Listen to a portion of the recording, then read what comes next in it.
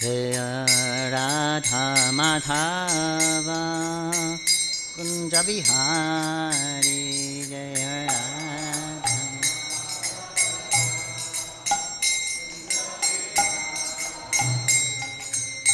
Gopijana Vallabha Giri Baradari Jaya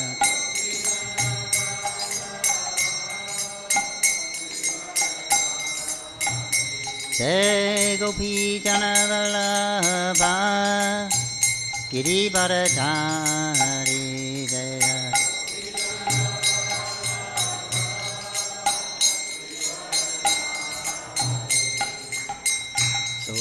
Sodanandana Brajajana Ranjana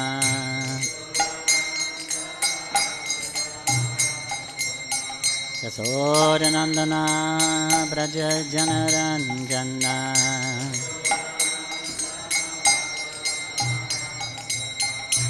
Jamuna Tira Vanechari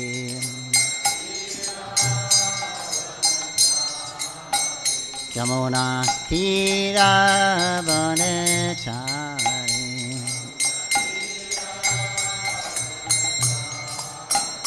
Jaya Radha Madhava Kunja Bihari Jaya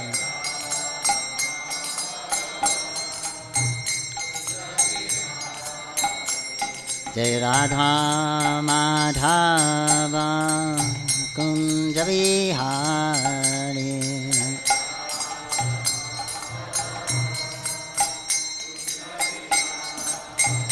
Jai Gopijana Vallabha Giri Baradari Jai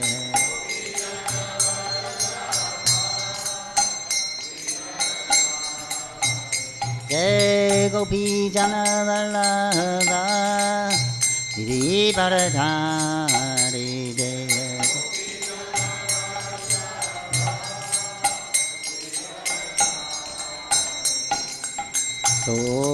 Sodanandana Bhajajana Ranjana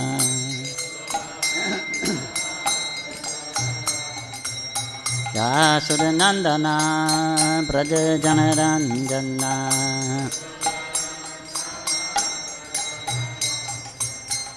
Jamuna Tira Vanachari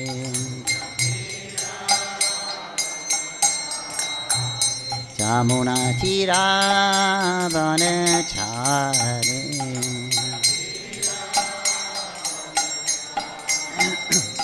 Jaya Radha Madhava Kunja Bihari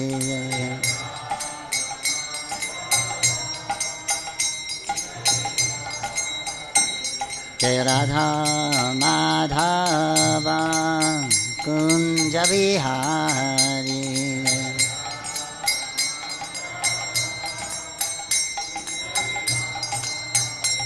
Jai Radha Madhava Kunja Bihari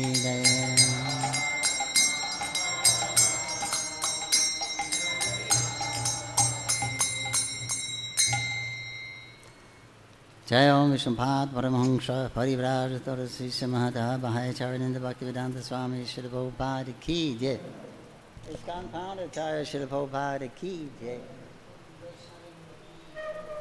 Namacharya Srila Haridas Thakur Ki Jai Prem Shri Kaho Shri Krishna Chaitanya Prabhu Nityananda Shri Advaita Gadadhar Shivasari Gaur Bhaktavind Ki Jai Sisi Radha Madhava Gokavinata Shama Kunda Radha Kunda Giri Govardhana Ki Jai Shri Vindham Singh Dham Ki Jai Shri Navadip Mayapur Dham Ki Jai Shri Jagannath Puri Dham Ki Jai Gangamahi Jamunamahi Ki Jai Tulsi Devi Bhakti Devi Ki Jai Shangaveda Bhakta Vrinda Ki Jai Harinam Sankirtan Ki Jai Jai Nitai Gaur Premanande Srimad Bhagavatam Ki Jai.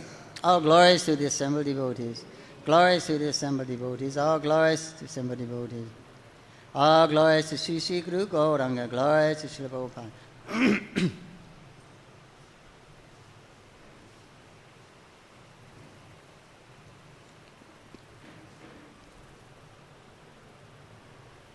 Hare Krishna. This morning we're reading from Srimad Bhagavatam, Canto 8, Chapter 20, entitled Bali Maharaj Surrenders the Universe, text number 22. Om Namo Bhagavate Vasudevaya. Om Namo Bhagavate Vasudevaya. Om Namo Bhagavate Vasudevaya.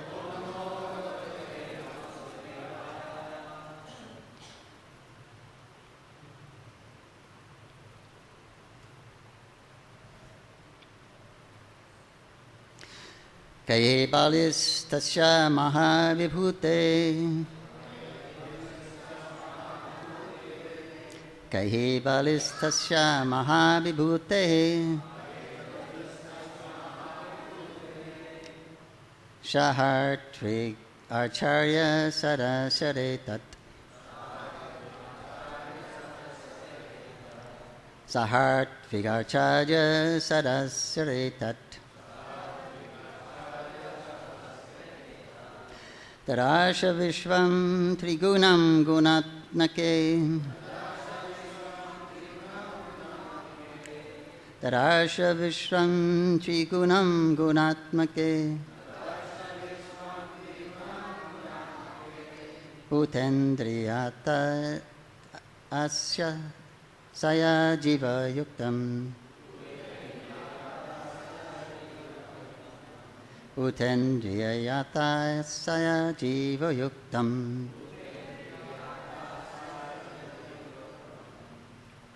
Kahi balistasya mahavibhute. Sahartvigacharya sarasharetat. Tarasha vishvam trigunam gunatmake. Bhutendriyayata saya jivamuktam. Kahi balistasya mahavibhute.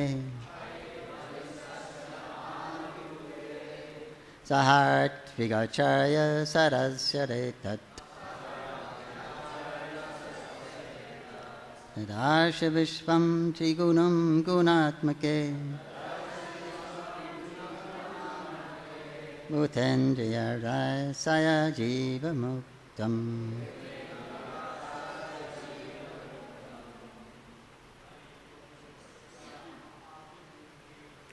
He balastasya mahavibhute. Acharya sarasyaretat.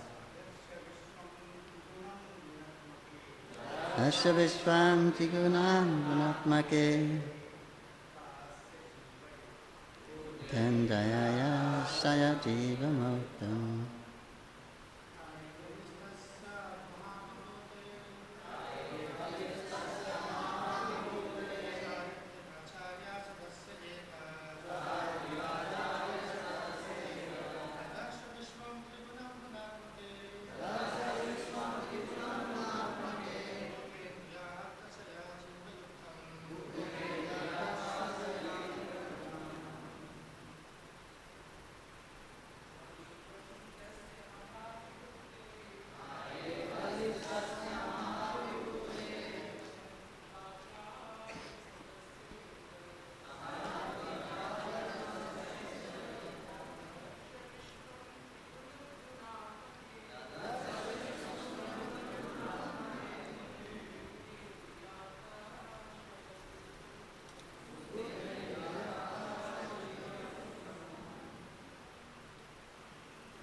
Mataji.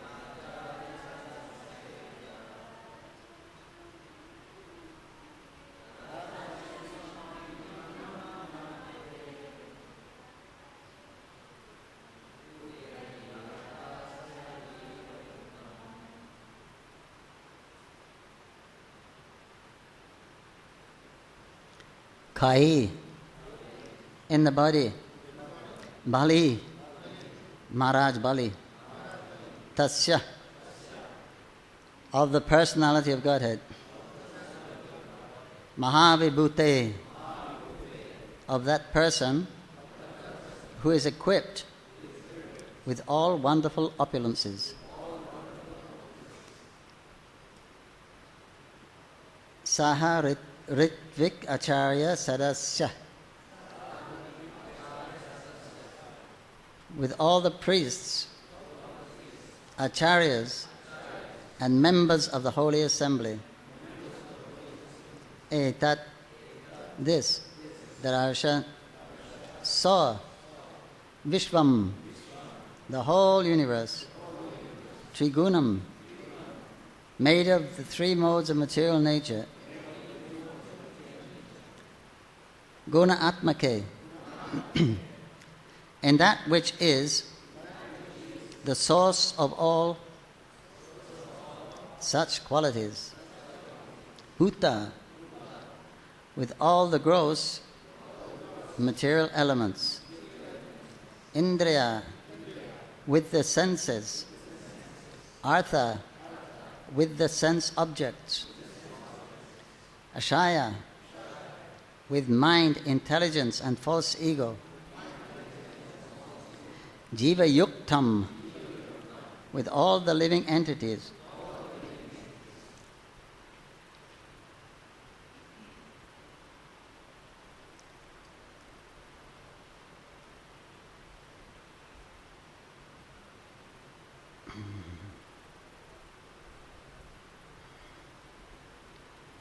Translation.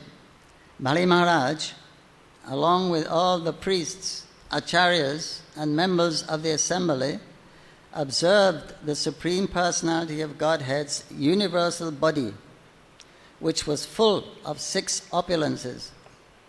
That body contained everything within the universe, including all the gross material elements, the senses, the sense objects, the mind, intelligence, and false ego, the various kinds of living entities, and the actions and reactions of the 3 modes of material nature. Please repeat. Bali Maharaj, along with all the priests, acharyas, and members of the assembly, observed the Supreme Personality of Godhead's universal body, which was full in 6 opulences. That body contained everything within the universe, including all the gross material elements, the sense objects, the mind, intelligence, and false ego, the various kinds of living entities, and the actions and reactions of the 3 modes of material nature. Purport by His Divine Grace A.C. Bhaktivedanta Swami Srila Prabhupada. In the Bhagavad Gita, the Supreme Personality of Godhead says, Aham sarvasya prabhaho matah sarvam pavartate, Bhagavad Gita 10.8. Krishna is the origin of everything. Vasudeva sarvamiti, Bhagavad Gita 7.19. Krishna is everything. Matstani sarvabhutani nachaham teshva avastitaha. Everything rests in the body of the Lord. Yet, the Lord is not everywhere. Mayavadi philosophers think that since the Supreme Personality of Godhead, the Absolute Truth, has become everything, He has no separate existence. Their philosophy is called Advaitavad. Actually, however, their philosophy is not correct. Here, Bali Maharaj was a seer of the personality of Godhead's universal body, and that body was that which was seen. Thus there is Dvaitavada. There are always 2 entities, the seer and the seen. The seer is a part of the whole, but he is not equal to the whole. The part of the whole, the seer, is also one with the whole. But since he is but a part, he cannot be the complete whole at any time. This achinta bheda bhed, simultaneously oneness and difference, is a perfect philosophy propounded by Lord Sri Chaitanya Mahaprabhu. Omai Gyanantanandasya Gyananjanan Satyaya Chakshurunitamda Tasmai Sri Gurave Namaha Ma Vishundaya Sai Bhutare Smati Bhakti Vedanta Swaminiti Namaste Sarasati Devi Gauravani Pacharine Vishesha Shandavari Pasarasatharine Jai Shri Krishna Chaitanya Prabhu Nityananda Sri Advaita Gadadhar Shivasari Gaur Bhaktavinda Hare Krishna Krishna Krishna Hare Hare Hare Rama Rama Rama Hare Hare Shri Vaman Hare Ki Jai. Translation again. Shri Vaman Hare Ki Jai. Translation again. Bali Maharaj, along with all the priests, acharyas and members of the assembly, observed the Supreme Personality of Godhead's universal body, which was full of 6 opulences. That body contained everything within the universe, including the gross material elements, the senses, the sense objects, the mind, intelligence, and false ego, various types of living entities, and the actions and reactions of the 3 modes of material nature. In other words, everything. Earth, water, fire, air, sky, mind, intelligence, ahankara, and the living entities. And even they could perceive the karmic reactions and the modes of nature somehow or other. Mother Yasoda could also see that in Krishna's mouth. Difficult to perceive the modes of nature. Sometimes you can perceive them, but it's difficult to perceive karma, action and reaction. That you perform an action, then there's a resultant reaction coming. But that was personified or visualized. They could actually see that this particular activity would result in a particular way. The result would come in a particular way. So that was actually personified. In other words, it was practically seeing past, present, and future at the same time to be able to see this. Because normally we can't say why something happens to us. We can't say why. But there you could actually see the beginning, the cause of it, and then the result of it. So that's the vision that they saw in that universal form. So it's a very, very overpowering form because you can see everything at once. It's little, we have limited senses, and all these things that come in at once and demanding attention to our senses. It's very difficult because we got our eyes and we got our ears are the main thing. But there's all these kinds of things going on, and everywhere you look, there's something happening. It's all in that. It's all in that same person. At the same time, you can see his body. So how is it you can actually see the form of the Lord, and at the same time, wherever you look, you see something of the creation. But you can see the Lord at the same time, somehow or other. You can't, I guess, if you step back to have a look, there's no stepping back because everything is everywhere and constantly expanding. But somehow or other, I guess through all of that, you can see the form of the Lord, and everything is actually emanating from Him, expanding from Him. So I guess that's the way we could perceive it in our dimensions. That you can see the Lord's form, but you can see all simultaneously. You can see everything coming out from it, which filled all space, everywhere you look. So it's a very awesome form, but everyone got to see it. Even the demons, they're demons. They saw the Lord face to face as Vamandev, Vamanhari, Trivikram, and they saw him as the universal form. Still they tried to attack him, even after seeing that later on, we will describe. when Bali gets arrested and punished, and they become angry, and they're claiming it is unrighteous what this Vishnu has done. It's a good man, Bali. And they want to attack. Even after seeing this, they still want to attack the Lord. This is how, see how short the memory is, or how ignorant we are in the material world. We hear these fantastic things. Who are we to understand these things? We can only hear them. We're very small living entities contained within this Brahmanda, which is based in ignorance. What do we know? What can we do? With a short span of 100 years, we're flapping around, and then we leave this body and take another body, and flap around a little and take another one.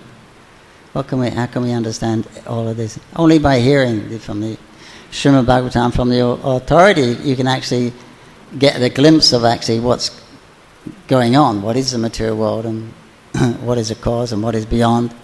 You can only know by hearing and accepting. Of course, when one does hear, one does accept, then there's revelation. Just like here, there was actual revelation. Even for the demons who were not qualified, they weren't devotees.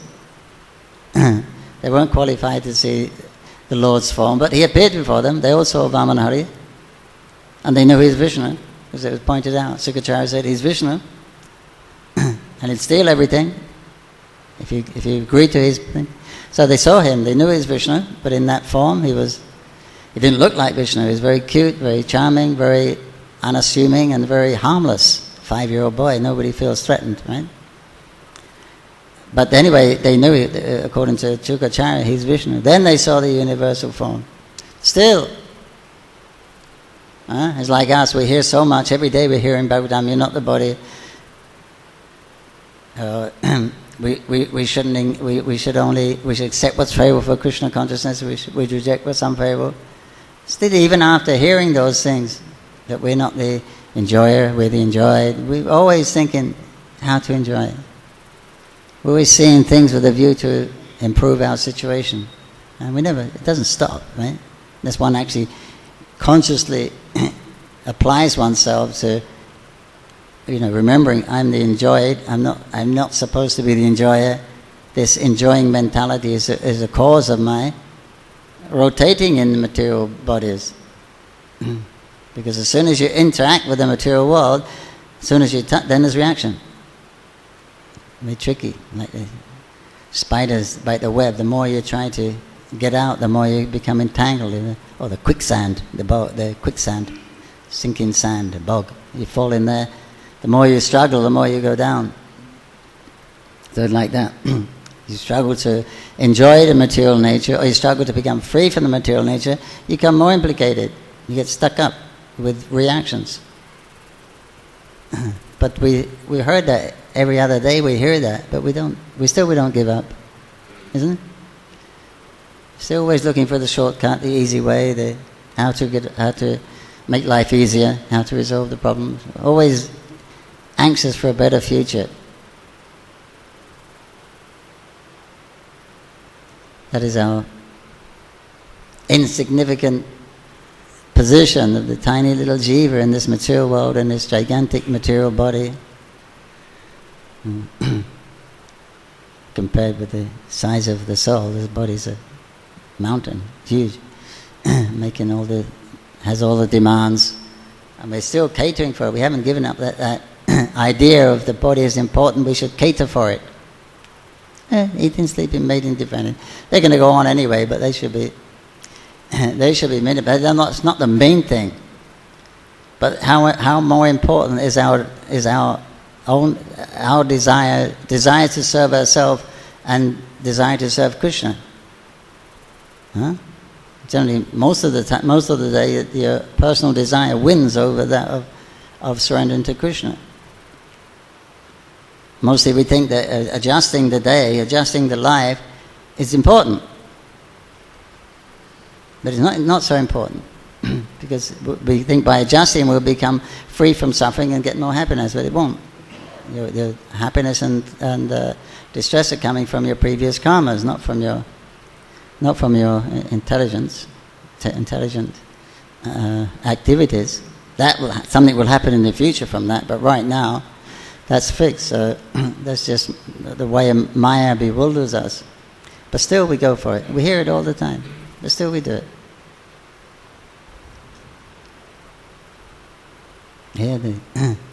So this is the Leela of the Lord. The Lord appears for the pleasure of His devotees and to instruct the fallen souls like us, to attract us back by hearing those pastimes. That's His main business, why He comes here, to relieve the distress of His devotees who are calling for Him, who are feeling separation from Him. And at the same time, He's going to come and associate with them when He does appear. When He avatars, He's going to give them His association and perform different activities with them, which are very extraordinary. And this attracts the mind of all the other conditioned souls. People that are looking for something better, a bigger, or pious people, it says. 4 kinds of pious people come to me.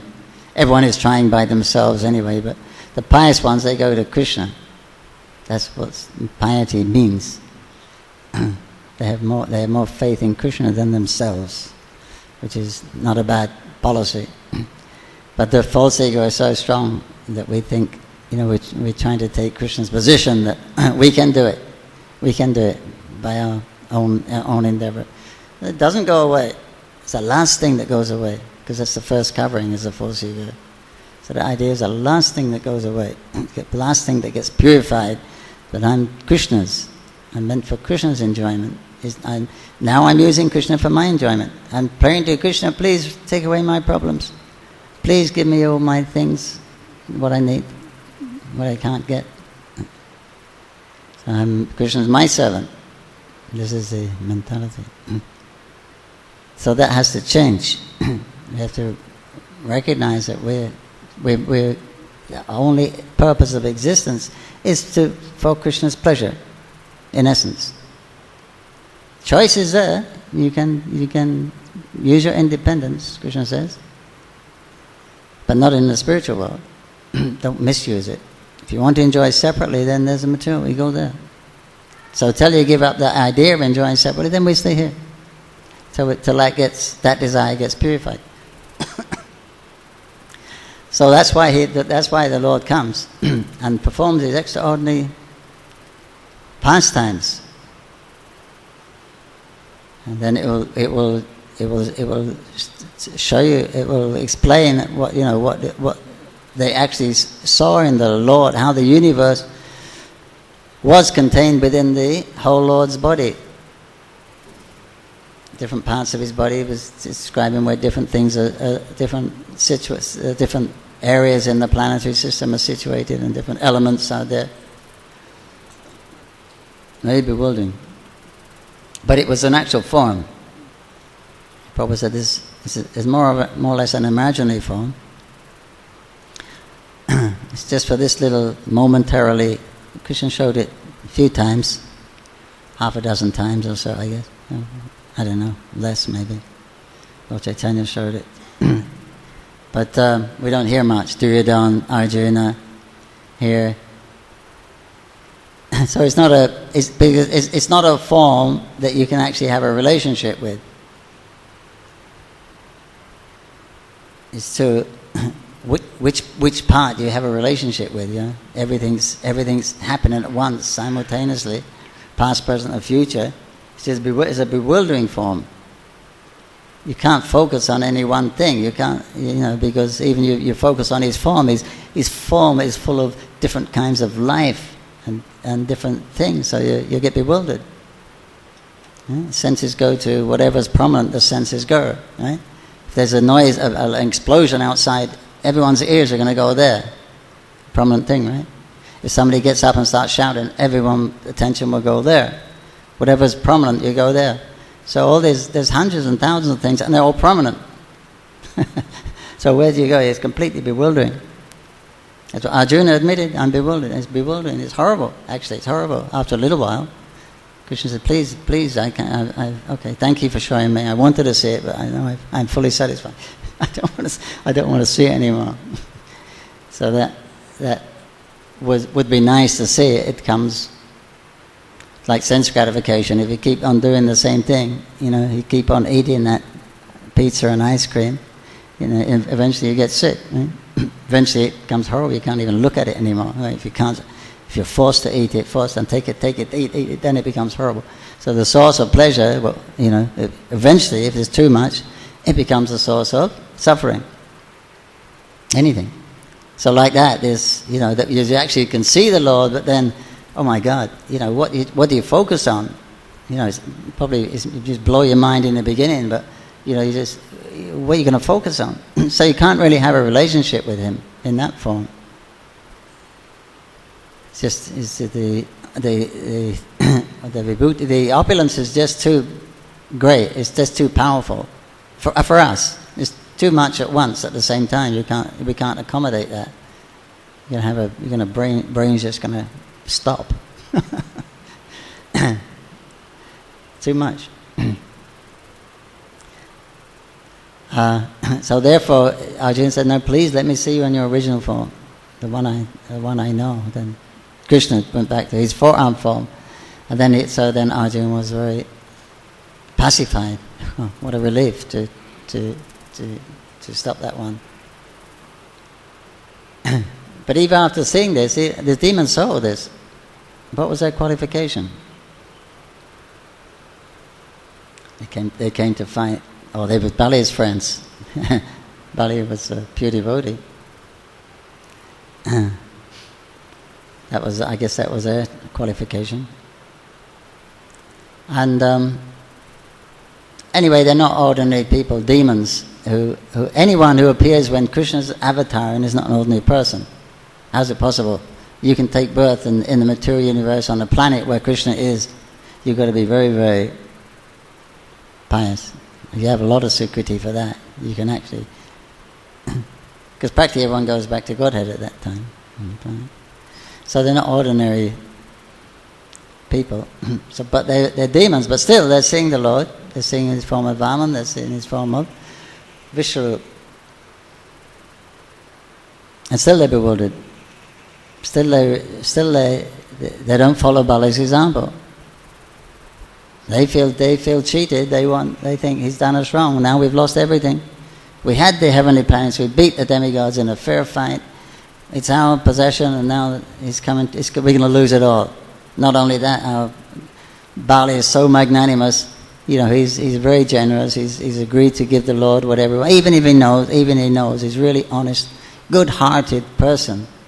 And what was he going to do? He's going to just push him down, tie him up like a thief, common thief, and push him down to Shutala Loka. This is not fair. This is unrighteous. Let's get this person. So they come to attack Vamandev.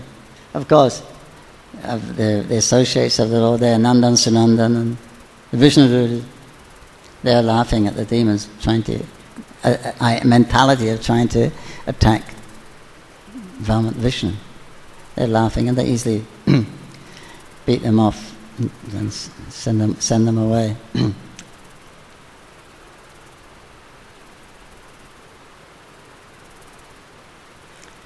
So that's the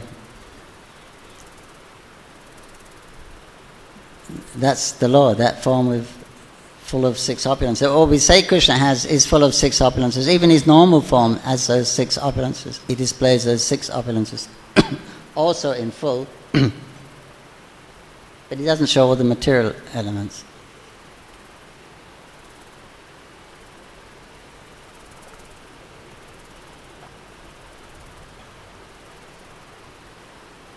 When in Lord Brahma's prayers to Krishna, Brahma was appreciating, because he's a devotee, so he was appreciating the Lord's position. He didn't see the universal form, but he saw hundreds and thousands of Vishnu Murtis. And they were changing from small boys, cowherd boys, into Vishnu Murtis. You could see that. Vishnu Murtis with four arms, full opulence, fulgent. And then he was bewildered. He apologized to Krishna. I'm sorry, I was trying to play a trick on you. I was trying to test you. I was showing my mystic power. I was trying to test you because, I just can't understand your body. Your body is the absolute truth, but I can't understand it. Some people may say that I know Krishna perfectly. Let them say what they like. As far as I'm concerned, this is Brahma. I can't understand you at all. Because I can't understand you, what kind of bliss must you be experiencing in that body, in that little body? Because you're standing there with a flute stuck in your belt and some rice, chipped rice in your left hand with some fruit yogurt, and it's trickling through your fingers, and you got leaves and mineral decorations on your head, on your face, and a buffalo horn there. You look like you don't even have sufficient education. A village boy, they don't go to school. You look like you don't even have sufficient education. But I just can't understand you at all. But I know you are actually the supreme absolute truth. But I just can't understand it. That this form of yours is the... In other words, why would... I guess everyone thinks, if I was God, we try to put ourselves in someone else's position when we want to experience something, we try to... But if you were God, who would be a little boy, village boy, with no shoes? Yeah, you got full facility to enjoy. No, you never dream of that, being a kid, right? You'd never dream of that. At least I wouldn't. But actually, the kids are quite happy, aren't they? Children are always happy. I mean, they cry a lot, but they're always happy. They don't have responsibility. But in our conditional state, we think, no, we should be mature, we should be smart, we should be intelligent, we should have all the stuff, and then we can really be successful and happy. We'd think. Who would think to go back? If you had the option to be whatever you like, do whatever you like, who would actually choose to go back and be a little boy? I doubt we'd even enter our minds. So this is what Brahma's saying. He's running the universe, and he's saying, this form of yours is the absolute truth, and I can't understand at all. I better go. I'm talking too much. I'm just making a fool of myself. I'm sorry for the intrusion in your pastimes. You have this form and you're playing with your friends, same age friends, and you're sitting on the floor in the dust with them, and you're eating your tiffins. You're using leaves and you're using rocks, cleaning the rocks. And they're saying, well, you taste this, Krishna. Well, this one's really good. This one, Mum made this one. Krishna, try this. And you're eating it. Sometimes you say, Lord, this one's really good. Sometimes they're snatching from your plate and eating. I can't understand this. Why would God do such a thing? He's Brahma. He's running the universe, and he's the executive.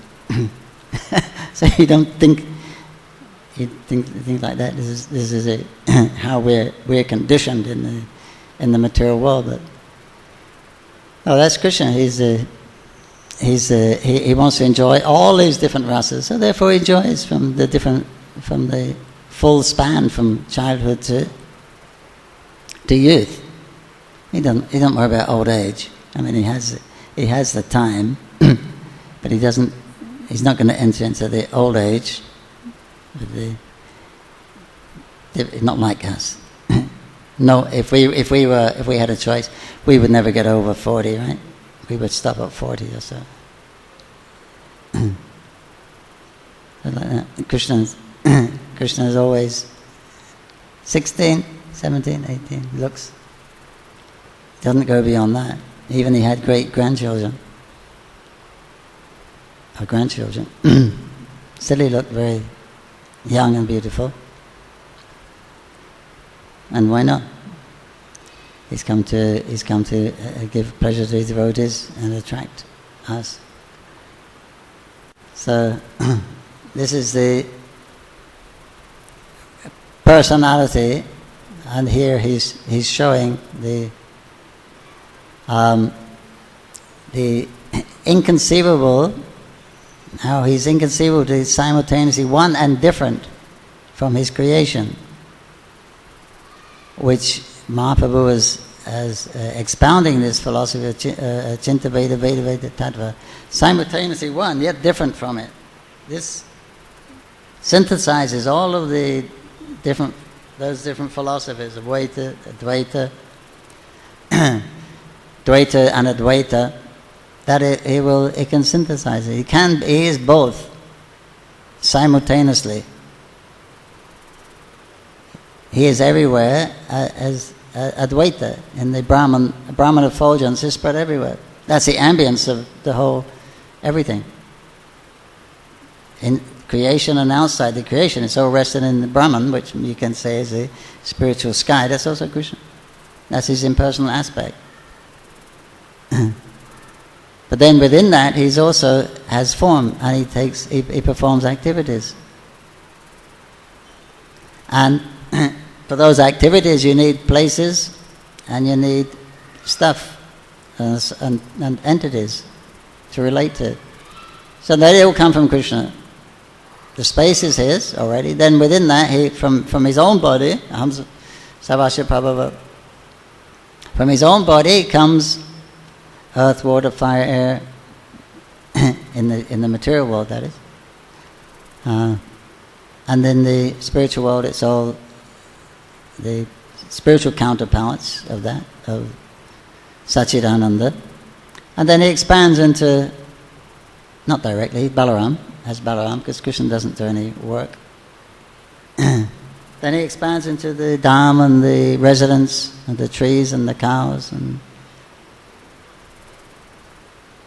so it's all Krishna, it's all his energy acting according to his desire. So there's nothing but Krishna. And then he enters into that.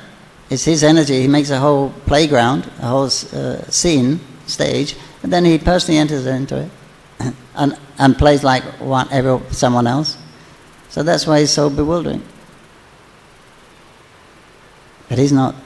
He's the actual. But that's how he gets pleasure from relationships. So it has to be variegated. Then there's more pleasure. In the Brahman, they say it's Satchit Ananda. But there's no variegatedness. So how can you experience? You can only experience one type of ananda. Because that ananda, there's no variety there, it doesn't change. Then once you get used to that ananda, once that ananda is the ambience, then it's not ananda anymore. It's just normal. Because there's no change, there's no up, no down. It's just normal. So how can you feel bliss from it? But when there's variety and there's exchanges, then you're going to get all these different relationships, interactions are going to come on. So then you're going to get the different things. There's going to be excitement. There's going to be joking. There's going to be arguments. You're going to get all these different kinds of experiences. So you're going to experience that ananda in so many varieties. Whereas the Brahman of the Mayavadis, etc., they experience only one thing. And because you can't relate it to anything else, you can't even experience you can't even perceive that it is ananda. Because there's nothing to relate it to. If there's no ananda, nirnanda, if there's no misery, how can you know it's happiness? How will you know what happiness? Unless there's misery, you don't know what happiness is. Unless there's suffering, right? If everyone's happy all the time, you're feeling good all the time, then that's normal. It's not special, right? It's only special because there's suffering. Then the relief and the happiness is special. But if there is no unhappiness, then it's not special anymore. Only when you first get in, it's special. It's a relief. But afterwards, it's not special. It's just the ambience, just the normal. So you don't experience any ananda really. They don't experience it as ananda. They just experience the chit, the existence. And what's to experience? There's nothing going on. So horrible. Horrible. You wouldn't like it. From our consciousness now, no one would like to go a place where there's no perception, sense perception. It's a torture, actually. When as a really serious criminal, they give them solitary confinement. Punishment.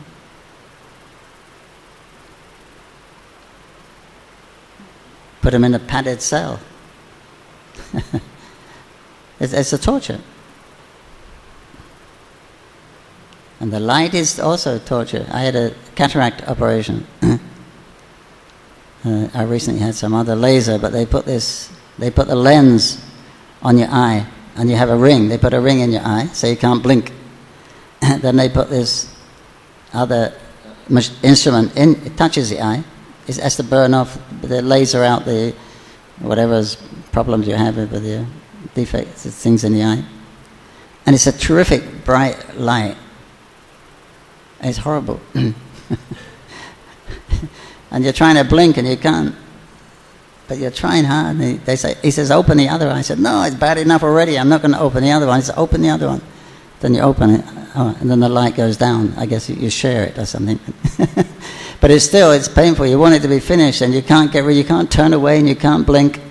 And that's only that big. Horrible. Imagine in the Brahmajyoti. Huh? Horrible. That's what I was thinking. It is horrible. What's a Brahmajyoti like? So no life, painful light. Of course, we're relating from this experience. It's different when you get there, I don't know. There's nothing to relate to. So Krishna is that. That's him. That's nothing but him. Ham Shavasya Prabhu. It's all his energy. But simultaneously, he's different from it. Although he makes a creation, and he goes in the creation and acts like part of the creation, he's actually not. It's bewildering. Everyone is bewildered. How can you understand? How can you? Everything is moving according to his will. But by his activities and his wonderful pastimes, you can understand. Whatever he wants, he does. And nobody can check. That's a history. Right? Whatever he does, whatever he wants to do, he does. Happens. No one can check it. So the history is not only talking, Krishna is showing. He is the supreme controller. No one can deny. And the supreme enjoyer that we can't experience. Brahma said to you, what kind of enjoyment are you experiencing in that body? That little form is the embodiment of eternity, knowledge and bliss. What kind of happiness you must be experiencing, I can't imagine in that form.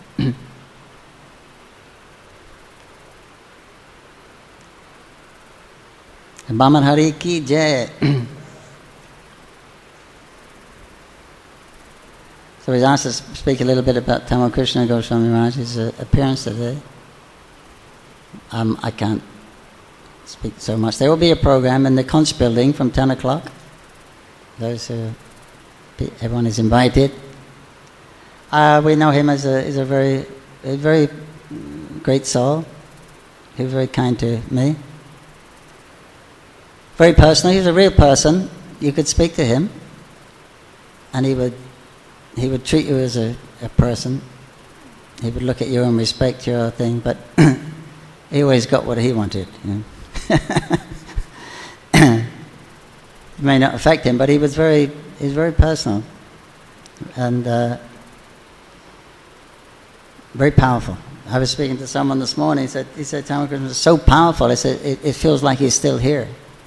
So he was a very powerful person. Very effulgent. And he was very dear to Srila Prabhupada.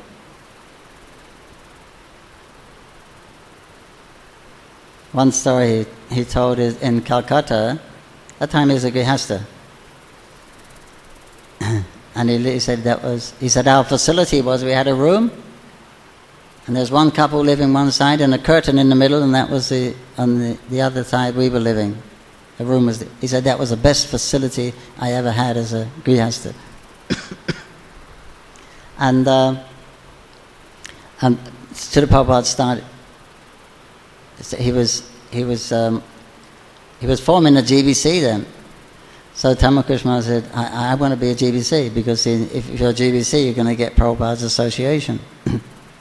So he said he wanted to be GBC for India, which he said was a great idea, because Prabhupada's, he spent a lot of time in India, a lot. So, but he said, of course, the other side of being a GBC wasn't so, wasn't a piece of cake. But Prabhupada wanted to started the life membership program there. So then,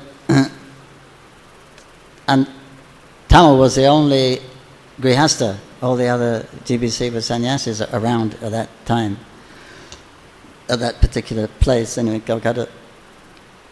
And then they were making members, but then there's a whole backup, you got to print cards, you've got to keep documents, you've got to keep books and follow-ups.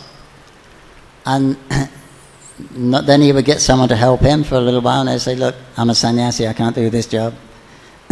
And, oh, sorry, I can't do that. After a little while, then he couldn't find anyone to help him. No one would help him, doing all the routine, the routine work.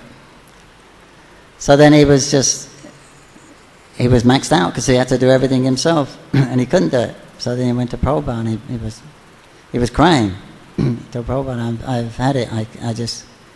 I can't do this. No one got no one to help me either. They were sannyasis, they're not going to do this work. So Prabhupada said, oh, very good. He said, you're so perplexed, you can't do it. He said, I was crying. And Prabhupada said, that's like Arjuna, you see. He was perplexed, he didn't know what to do. That means he couldn't think of anything else. He couldn't think of Maya. He said, you're very lucky to be like this. He said, Tamakrishna said, I was hoping for a little empathy or sympathy or something like that. But Prabhupada, no, you're so lucky to be in this position, you have no time for Maya, because you're so busy you can't even finish what you've got.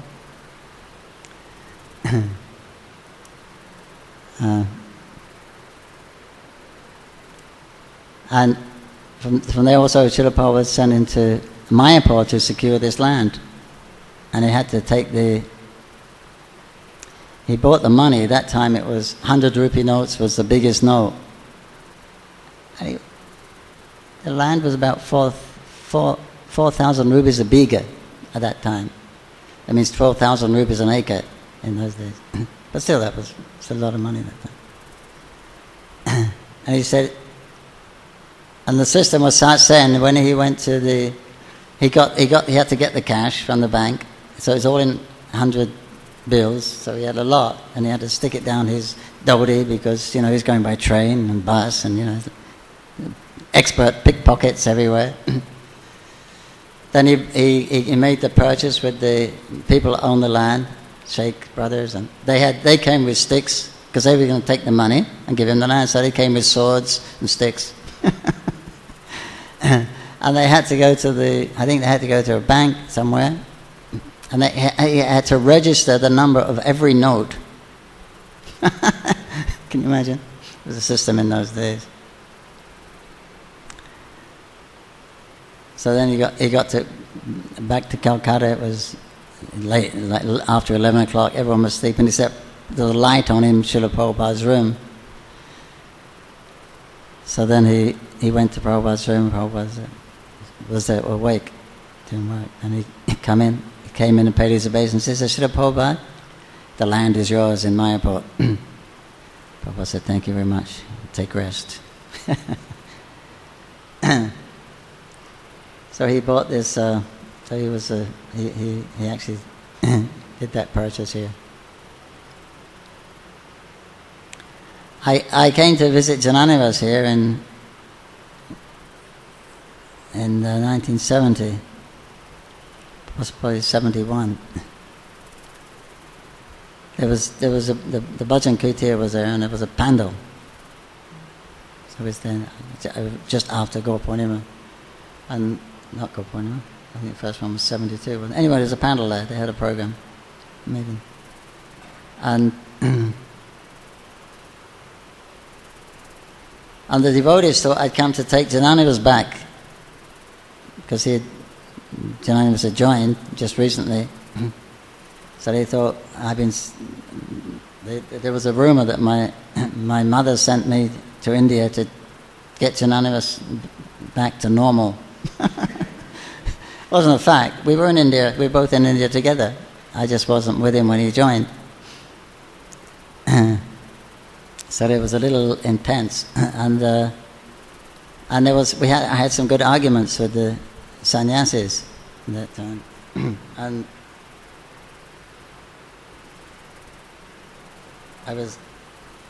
because I wasn't devotee, so I was puffed up, more puffed up, and and I was initiating some Mayavadi gurus also, so I was arguing with him Mayavad, and of course I couldn't defeat them. I remember having an argument with Achyutananda Swami, and then Tamakrishna Maharaj came. So I said, listen, he says he's closer to God than me. What do you think? So he was very mellow. He wasn't going to argue. He said, look, don't worry about how close other people, don't worry about how close other people are to God. You worry how close you are to God. So it was, he gave me instruction. He was the first one to give me instruction, I think. First devotee to actually instruct me.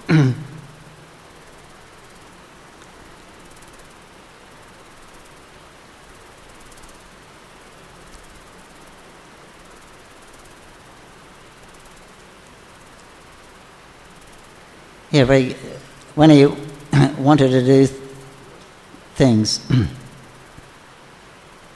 he would let everyone know, and he would ask their opinion also. Just like when he was going to go back to university.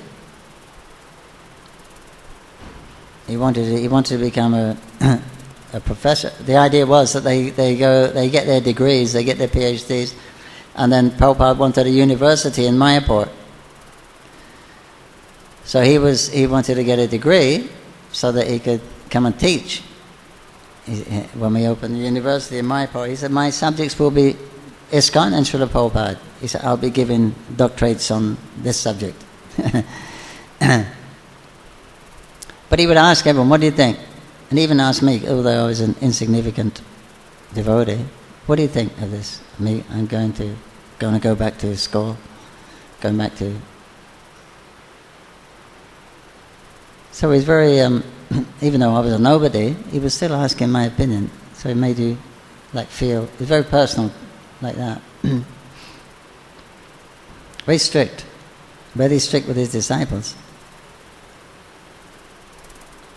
And he could be very, very intense. But he was training. And he would say, I'm training you like this. He used to bring them to tears sometimes. So I'm training you like this. I'm training you because when you go back to the spiritual world, you have to know how to serve Krishna properly. And also he was trained, Srila Prabhupada was very strict, also strict trainer with his senior devotee, with the senior devotees. He would probably give a lot of pressure for those that could take it.